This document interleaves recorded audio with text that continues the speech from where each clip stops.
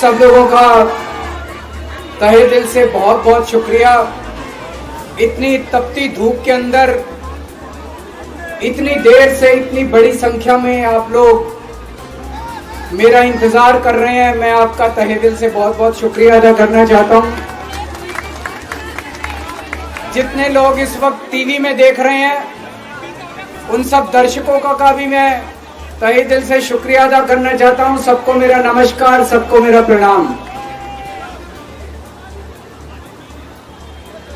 दोस्तों, सीधा जेल से मैं आप लोगों के बीच में आ रहा हूं। आपके बीच में आके बहुत अच्छा लग रहा है। 50 दिन के बाद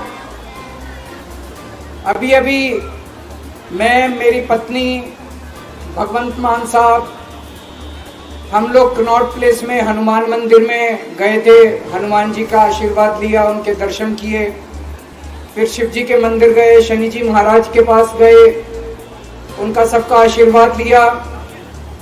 बजरंग बली की खूब कृपा है हमारे ऊपर, हमारी पार्टी के ऊपर, देशवासियों के ऊपर। उन्हीं की कृपा से आज अचानक मैं आप लोगों के बीच में हूं। नहीं तो किसी को उम्मीद नहीं थी कि चुनाव के बीच में मैं जेल से बाहर आ जाऊंगा, लेकिन ऊपर बजरंग बली की कृपा है, हनुमान जी की कृपा है हम लोगों के ऊपर, और चमत्कार हुआ और आज मैं आप लोगों के बीच में हूं। दोस्तों, हमारी आम आदमी पार्टी एक छोटी सी पार्टी है, 2 राज्यों के अंदर है, अभी 10 साल पुरानी पार्टी है। हमारी पार्टी को कुचलने में, खत्म करने में प्रधानमंत्री जी ने कोई कसर नहीं छोड़ी। एक साथ हमारी पार्टी के 4 टॉप के नेता जेल भेज दिए एक साथ। अरविंद केजरीवाल, मनीष सिसोदिया, संजय सिंह, सतिंदर जैन। बड़ी बड़ी पार्टियों के अगर 4 टॉप के नेता जेल चले जाएं, पार्टी खत्म हो जाती है। आम आदमी पार्टी के 4 टॉप के नेता इन्होंने जेल भेज दिया। उन्होंने सोचा कि पार्टी खत्म हो जाएगी, लेकिन ये पार्टी नहीं है, ये एक सोच है। जितना ये खत्म करना चाहते हैं उतना ये बढ़ती जाती है, उतना ये बढ़ती जाती है। ये क्रश करना चाहते हैं प्रधानमंत्री जी आम आदमी पार्टी को। जो लोग मोदी जी से मिलने जाते हैं, वो कई लोग हमें भी जानते हैं, वो बाहर आके हमें बताते हैं कि आपके बारे में सबसे पहले मोदी जी से जो भी मिलने जाता है, सबसे पहले वो केजरीवाल की और आम आदमी पार्टी की 10 से 15 मिनट बात करते हैं। उनको कहते हैं कि आने वाले समय के अंदर आम आदमी पार्टी ही देश को भविष्य देने वाली है। वो खुद भी मानते हैं। इसीलिए वो चाहते हैं कि आज ही आम आदमी पार्टी को बढ़ने से रोका जाए, इनको कुचल दिया जाए। ये तानाशाही है। अगर उनको लगता है कि आम आदमी पार्टी आने वाले समय में बीजेपी को चैलेंज देने वाली है, आप अच्छे काम करो, आप देश को भविष्य दो। आज आपकी सरकार है केंद्र के अंदर, आप देश के लिए काम करोगे, आम आदमी पार्टी को कोई पूछेगा ही नहीं। लेकिन आप कुछ काम नहीं करो और आम आदमी पार्टी को कुचल दो, ये जनतंत्र नहीं है, ये इस देश की जनता पसंद नहीं करती। इन्होंने आम आदमी पार्टी को कुचलने में कोई कसर नहीं छोड़ी। छोटे से लोग हैं हम लोग, छोटी सी पार्टी है। 75 साल के अंदर इस कदर किसी पार्टी को और उसके नेताओं को प्रताड़ित नहीं किया गया जिस तरह से प्रधानमंत्री मोदी जी ने आम आदमी पार्टी को प्रताड़ित करने की कोशिश की है। मेरे को इन्होंने जेल भेज दिया। प्रधानमंत्री जी कह रहे हैं मैं भ्रष्टाचार से लड़ रहा हूं। देश के सबसे बड़े चोर, उचक्के और डकैतों को इन्होंने अपनी पार्टी में शामिल कर लिया। जिन लोगों को 10 दिन पहले मोदी जी कहते थे 70,000 करोड़ का इसने घोटाला कर दिया, थोड़े दिन के बाद उसी आदमी को अपनी पार्टी में शामिल करके किसी को डिप्टी सीएम बना देते हैं, किसी को मंत्री बना देते हैं और उनके सारे ईडी और सीबीआई के मामले खत्म कर देते हैं और कहते हैं मैं भ्रष्टाचार से लड़ रहा हूं। मैं मोदी जी को कहना चाहता हूं, भ्रष्टाचार से अगर लड़ाई लड़नी है तो केजरीवाल से सीखो। प्रधानमंत्री जी, भ्रष्टाचार के खिलाफ लड़ाई केजरीवाल ने लड़ी है।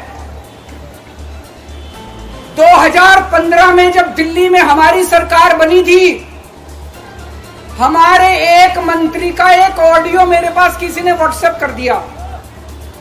उस ऑडियो में मेरा मंत्री किसी दुकान वाले से 5 लाख रुपए मांग रहा था। किसी मीडिया वाले को नहीं पता था, विपक्ष को नहीं पता था, आप लोगों को याद होगा। मैंने अपने खुद मंत्री को सीबीआई के हवाले कर दिया, जेल भेज दिया था अपने मंत्री को। ये होती है भ्रष्टाचार के खिलाफ लड़ाई। पंजाब के अंदर मेरा एक मंत्री भ्रष्टाचार में, मेरे को पता चला कि वो पैसे मांग रहा है। वहां पे मान साहब ने उसको, किसी को भी, विपक्ष को नहीं पता था, मीडिया को नहीं पता था, हमने अपने मंत्री को उठा के जेल में भेज दिया। तुम देश के सारे चोर उचक्के डकैतों को अपनी पार्टी में शामिल कर लो और केजरीवाल को जेल भेज दो और कहो मैं भ्रष्टाचार के खिलाफ लड़ रहा हूं। तो आप भ्रष्टाचार के खिलाफ नहीं लड़ रहे प्रधानमंत्री जी। आप देशवासियों को बेवकूफ मत समझो। देश बच्चे बच्चे की जुबान के ऊपर हो रहा है कि सारे चोर चक्कों को अपनी पार्टी में शामिल करके और ईडी और सीबीआई के सारे केस उनके रफा दफा कर।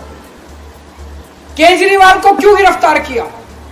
केजरीवाल को गिरफ्तार करके उन्होंने एक मैसेज दिया है सारे देश को कि अगर मैं केजरीवाल को गिरफ्तार कर सकता हूं तो किसी को भी गिरफ्तार कर सकता हूं।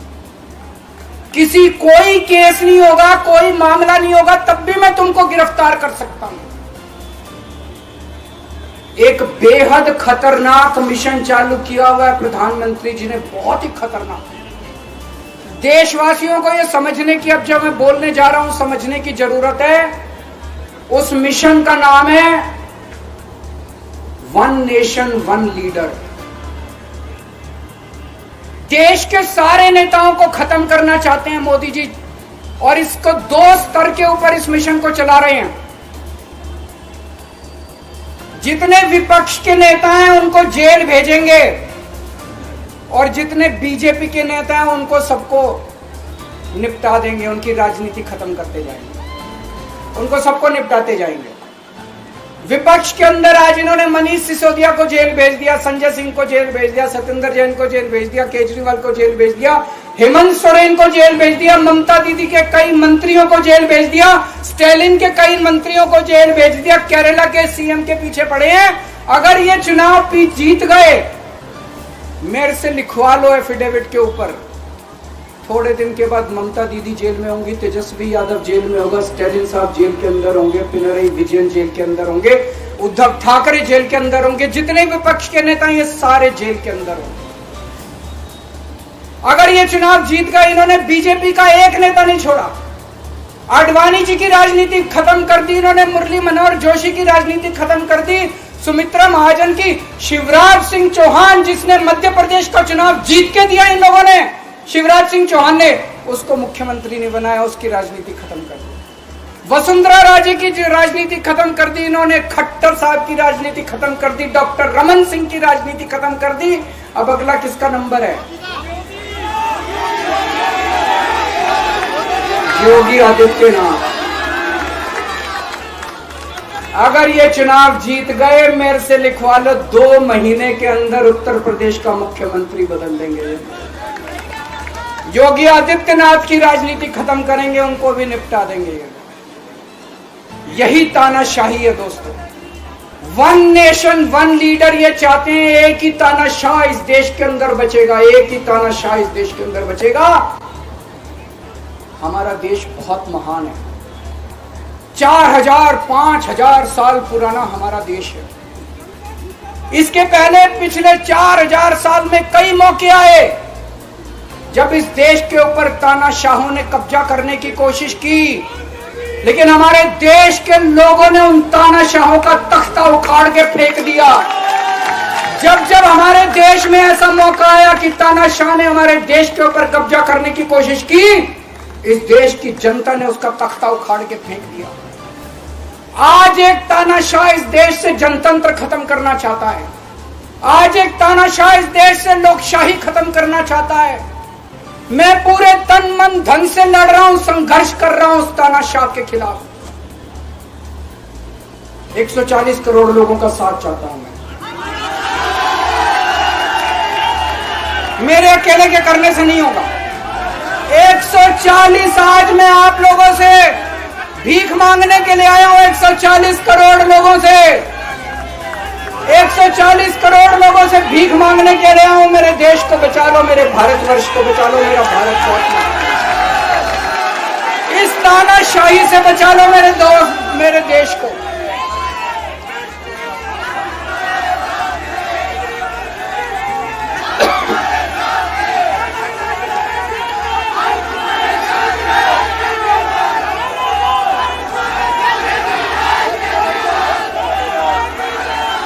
मैं सुप्रीम कोर्ट का बहुत बहुत शुक्रिया अदा करना चाहता हूं। उन्होंने 21 दिन दिए हैं, एक एक दिन में 24 घंटे हैं। मैं एक दिन में 24 में से 36 घंटे काम करूंगा। पूरे देश भर में घूमूंगा इस तानाशाही को रोकने के लिए। दोस्तों, जितनी मेरे अंदर ताकत है, मेरा सब कुछ कुर्बान है देश के लिए। मेरा तन मन धन सब कुछ कुर्बान है मेरे देश के लिए। मेरे खून का एक एक कतरा मेरे देश के लिए, मेरे शरीर का एक एक कतरा, मेरी जिंदगी का एक एक पल मेरे देश के लिए। मेरे देश को बचाने के लिए मैं पूरे देश में जाऊंगा। दोस्तों, अब एक बहुत महत्वपूर्ण बात करने जा रहा हूं, उसको ध्यान से सुनना। ये लोग इंडिया गठबंधन से पूछते हैं आपका प्रधानमंत्री कौन होगा। मैं बीजेपी से पूछता हूं आपका प्रधानमंत्री कौन होगा। आप लोग सोच रहे होंगे केजरीवाल क्या बात कर रहा है, मोदी जी होंगे। नहीं, मोदी जी अगले साल 17 सितंबर को 75 साल के हो रहे हैं। बीजेपी के अंदर मोदी जी ने 2014 में मोदी जी ने खुद ने रूल बनाया था कि बीजेपी के अंदर जो भी 75 साल का होगा उसको रिटायर कर दिया जाएगा। सबसे पहले आडवाणी जी को रिटायर किया गया, उसके बाद मुरली मनोहर जोशी जी को रिटायर किया गया, फिर सुमित्रा महाजन को रिटायर किया गया, फिर यशवंत सिन्हा को रिटायर किया गया। अब मोदी जी अगले साल 17 सितंबर को रिटायर होने वाले हैं। तो मैं बीजेपी से पूछना चाहता हूं आपका प्रधानमंत्री का दावेदार कौन है। दोस्तों, अगले साल 17 सितंबर तक अगर इनकी सरकार बनी तो उस पर भी आऊंगा मैं। अगर इनकी सरकार बनी तो पहले अगले 2 महीने में योगी जी को निपटाएंगे ये, और उसके बाद मोदी जी के सबसे खास अमित शाह को ये प्रधानमंत्री बनाएंगे। तो मैं लोगों को, देश के लोगों को आगाह करना चाहता हूं, मोदी जी अपने लिए वोट नहीं मांग रहे। मोदी जी अमित शाह को प्रधानमंत्री बनाने के लिए वोट मांग रहे हैं।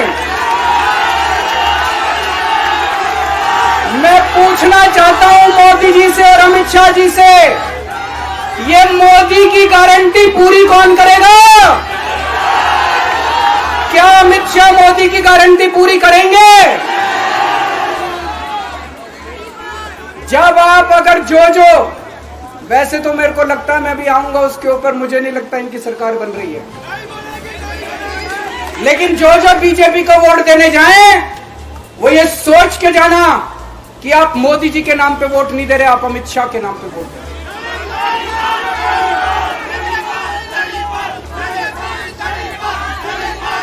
अब एक खुशखबरी है आप लोगों के लिए, अब एक खुशखबरी है, सबको बता देना जो मैंने बातें कही है बड़ी सोच समझ के कही है। वहां बैठ के यही सोच रहा था 50 दिन से।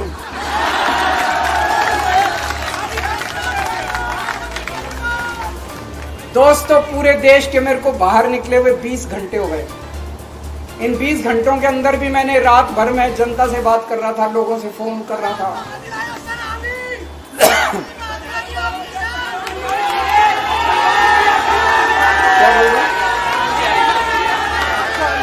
रात को आंधी आई थी,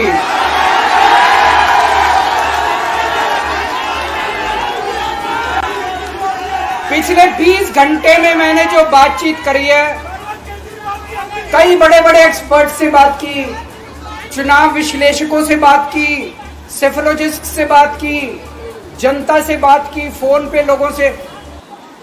मेरा अपना आकलन है कि 4 जून के बाद इनकी सरकार नहीं बन रही, मोदी सरकार नहीं।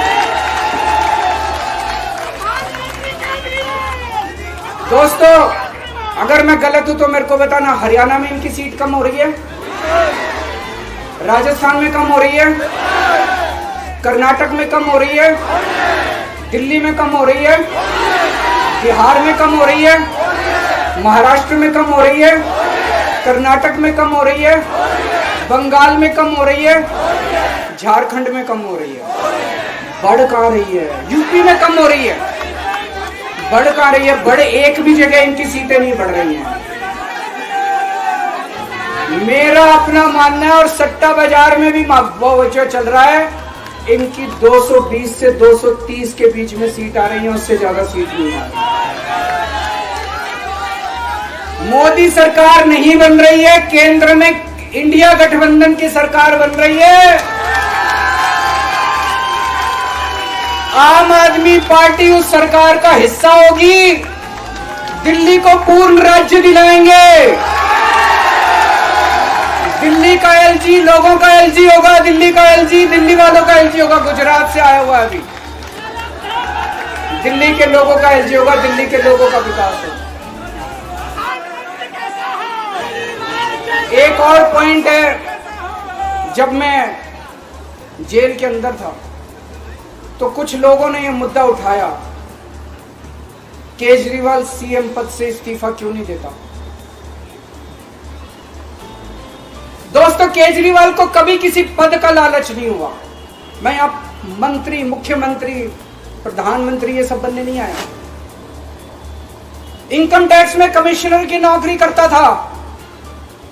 कमिश्नर की नौकरी छोड़ के दिल्ली की झुग्गियों के अंदर 1 नहीं, 2 नहीं, 3 नहीं, 10 साल तक मैंने दिल्ली की झुग्गियों के अंदर काम किया है, सुंदर नगरी और नंद नगरी की झुग्गियों के अंदर, इनकम टैक्स कमिश्नर की नौकरी छोड़ के। जब मेरे को दिल्ली की जनता ने पहली बार सीएम बनाया, असूलों के ऊपर 49 दिन के अंदर सीएम पद से इस्तीफा दे दिया था। एक चपरासी की नौकरी कोई नहीं छोड़ता। सीएम बनने के लिए लोग अपना दायां हाथ कटाने के लिए तैयार होते हैं। मैंने खुद से अपने आप सीएम की कुर्सी को लात मार दी थी 49 दिन के अंदर। मेरे लिए सीएम पद इंपॉर्टेंट नहीं है। आज मैंने सीएम पद से इस्तीफा क्यों नहीं दिया जेल जाने के बाद? दोस्तों, पिछले 75 साल में भारतवर्ष में इतने राज्यों के चुनाव हुए, इतने राज्यों के चुनाव हुए, दिल्ली के अंदर सबसे ऐतिहासिक बहुमत से आम आदमी पार्टी जीती। 55-56% वोट, एक बार 67 सीट, एक बार 62 सीट। इतने भारी बहुमत से आज तक कोई राज्य की सरकार 75 साल में नहीं जीती। इतने भारी बहुमत से जीतने के बावजूद झूठा केस, अब उनको पता है वो हमें हरा नहीं सकते दिल्ली के अंदर। उन्हें पता अगले 20 साल तक दिल्ली में आम आदमी पार्टी को कोई नहीं हरा सकता। तो उन्होंने एक षड्यंत्र रचा, राजनीतिक षड्यंत्र रचा। केजरीवाल को झूठे केस में जेल भेज दो, केजरीवाल को इस्तीफा देना पड़ेगा, केजरीवाल की सरकार गिर जाएगी। उन्होंने ये षड्यंत्र रचा। मैंने कहा मैं भी इस्तीफा नहीं दूंगा। तुम अगर जनतंत्र को जेल में कैद करोगे तो जनतंत्र जेल से चला के दिखाएंगे। दोस्तों, सरकार भी जेल से चला के दिखाएंगे। कतई इस्तीफा, तुम्हारे ट्रैप में फंसने वाले नहीं हम। ये अगर हेमंत सोरेन साहब को भी इस्तीफा नहीं देना चाहिए था, जेल से सरकार चलानी चाहिए। अगर हमने इस्तीफा दे दिया, ये तो बड़ा अच्छा इनके लिए। जिस राज्य के अंदर ये चुनाव हारेंगे उसके मुख्यमंत्री को पकड़ के जेल में डाल दो, सरकार गिरा दो। उसके मुख्यमंत्री को पकड़ के जेल में डाल दो, सरकार। आज मैं अगर दिल्ली की जेल के अंदर रह के दिल्ली की जेल से इस्तीफा नहीं दे रहा, वो इस तानाशाही के खिलाफ संघर्ष कर रहा हूं, इसको समझ लेना। केजरीवाल को किसी पद का लालच नहीं है। सीएम तो 100 सीएम की कुर्सी देश के नाम कुर्बान है। मुझे पता चला मेरे जेल जाने से बहुत लोग भावुक हुए, खासकर मेरी माँ, बहनें, महिलाएं बहुत रोई, कईयों ने बहुत मन्नतें मांगी। मैं सबका बहुत बहुत शुक्रिया अदा करना चाहता हूं, जिन लोगों ने अपनी दुआएं, करोड़ों लोगों ने अपनी दुआएं भेजी हैं। पूरी दुनिया भर से करोड़ों लोगों ने दुआएं भेजी। उन्हीं के आशीर्वाद का कमाल है कि आज मैं आप लोगों के बीच में हूं। आप लोग सब लोग सुखी रहें, देश खूब तरक्की करे, फले फूले, आप सब लोग खूब खुश रहें, ऐसी मेरी प्रभु से इच्छा है। भारत माता की।